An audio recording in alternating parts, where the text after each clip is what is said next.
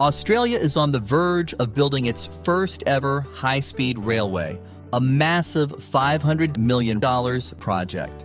This isn't just about faster trains, it's about changing how we travel and live, connecting our biggest cities like never before. Australia is a huge country, and getting from one major city to another can take a long time. Right now, we rely heavily on cars and planes for long-distance travel, which leads to heavy traffic, long airport lines, and high carbon emissions. A high-speed rail system could change all of that. With high-speed trains, trips between cities like Sydney, Melbourne, and Brisbane could be much faster, cutting travel time by more than half. You could go from Sydney to Melbourne in about 3 hours by train, compared to nearly 9 hours by car or the hassle of flying. Not only would high-speed rail make travel easier, but it would also be better for the environment. Trains produce far fewer greenhouse gases than cars and planes, helping to fight climate change. Plus, fewer people flying means less congestion at airports. On top of that, building high-speed rail would create thousands of jobs during construction and beyond.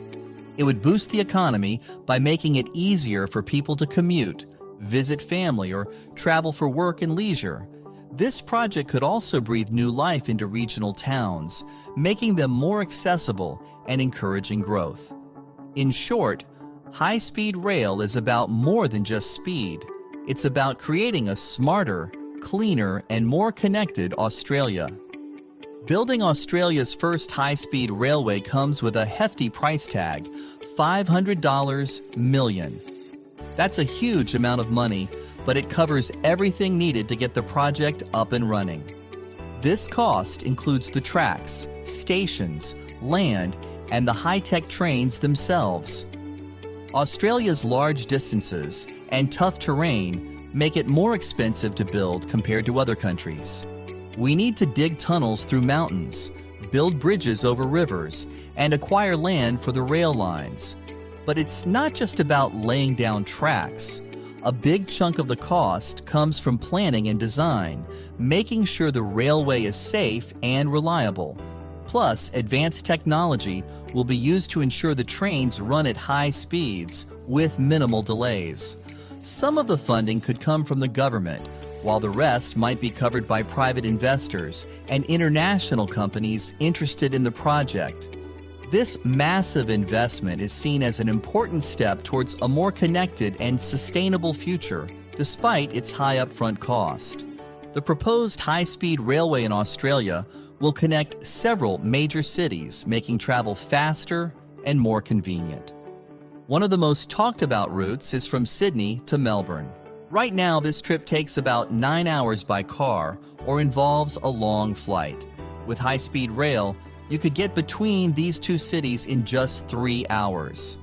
This will link Australia's largest city, Sydney, with its second largest city, Melbourne, making it easier for people to travel for work or leisure. Another important route is between Sydney and Brisbane, the capital of Queensland. Currently, this trip takes over 10 hours by car. High-speed rail could reduce the journey to around 4 hours, helping connect the economies of New South Wales and Queensland and making travel more convenient for families and businesses. The rail network will also connect Melbourne directly to Brisbane, which is vital for boosting trade and tourism between Victoria and Queensland. This will create more opportunities for travelers to enjoy the beautiful coastlines and attractions in both states. Canberra, our capital city, will be a key stop along the railway. This connection is essential for government and business travel. With high-speed rail, people traveling to and from Canberra can do so quickly, improving links with both Sydney and Melbourne. Importantly, the high-speed rail project isn't just about major cities.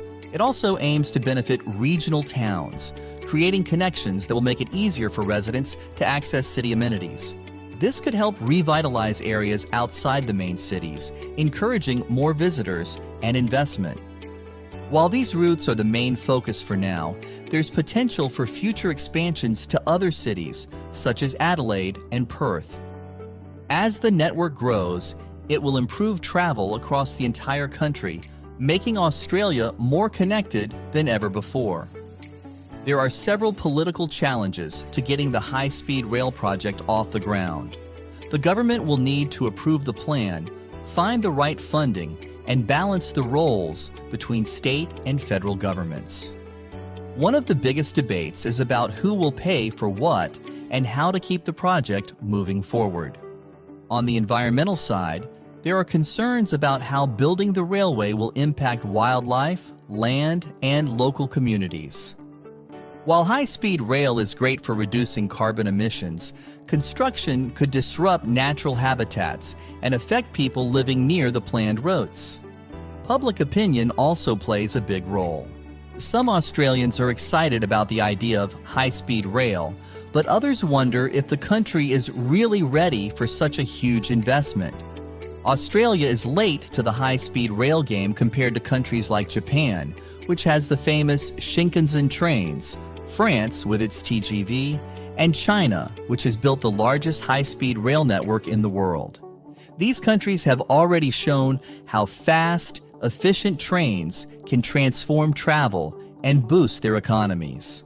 Australia can learn a lot from these success stories, like how to design a reliable system, plan routes effectively, and manage construction costs. By looking at how these countries tackled their challenges, Australia could avoid mistakes and build a world-class rail network. There are some big hurdles standing in the way of this project. Land acquisition is one of the toughest issues. Finding and buying the land needed for the railway won't be easy, and there could be pushback from landowners. Geographical challenges like mountains and rivers also make the construction more complex. Political delays are another potential roadblock. Governments change, and with that can come shifts in support for the project, leading to delays and gridlock. Additionally, funding is a major issue. With a price tag of $500 million, securing enough money to get the project moving will be a constant challenge. Some areas might also face public resistance, especially if people feel the railway doesn't benefit them directly. So when will we actually see high-speed trains running in Australia? Experts predict the construction could start within the next decade, but given the challenges, it's hard to say exactly when the first trains will be ready. Optimistically, we could see the first high-speed rail journeys within 20, 30 years. The future of the high-speed rail in Australia is exciting. It could mean faster commutes, new business opportunities, and a big boost to tourism. Imagine a future where you can travel between cities in just a few hours, opening up new possibilities for work, leisure, and business. The $500 million race to build Australia's first high-speed rail is a massive undertaking that could transform the nation. From cutting travel times to boosting the economy, this project has the potential to reshape how we live and work. The race is on, and if all goes to plan, Australia's first high-speed rail could change travel as we know it. The question is, who will cross the finish line first?